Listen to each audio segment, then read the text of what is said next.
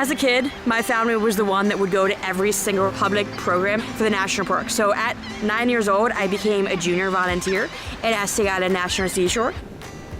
They started a whole program because of my brother and I, and we would actually help the interpreters do programming.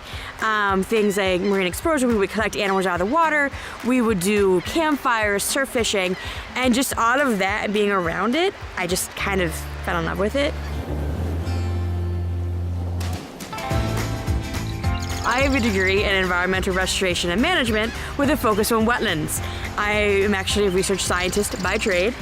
I realized I like talking to people better than sitting outside and researching. So I did a lot of work with the National Park Service doing interpretation. I worked at outdoor education centers. I even worked at NASA teaching rocket science because, hey, why not? Just 3 laws of physics, you got rocketry.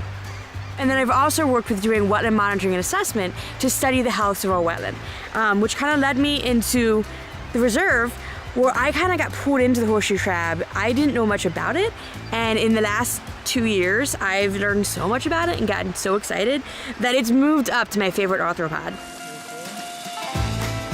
If you want to get into science of any kind, go out and just explore your backyard.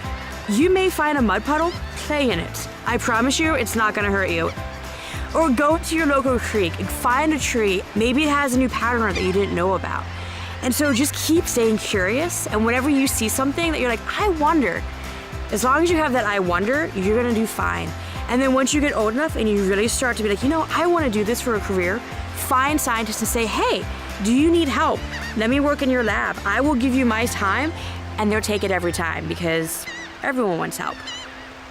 It's so exciting. How can you not get excited about science? That's all I have to say, is like, seeing this and how it's evolved and changed and how it fits in with everything else. Like, just seeing that is so exciting because so often we get stuck inside like what we are doing, but you go and you sit outside and you see the animals or you see even the waves coming on the ocean.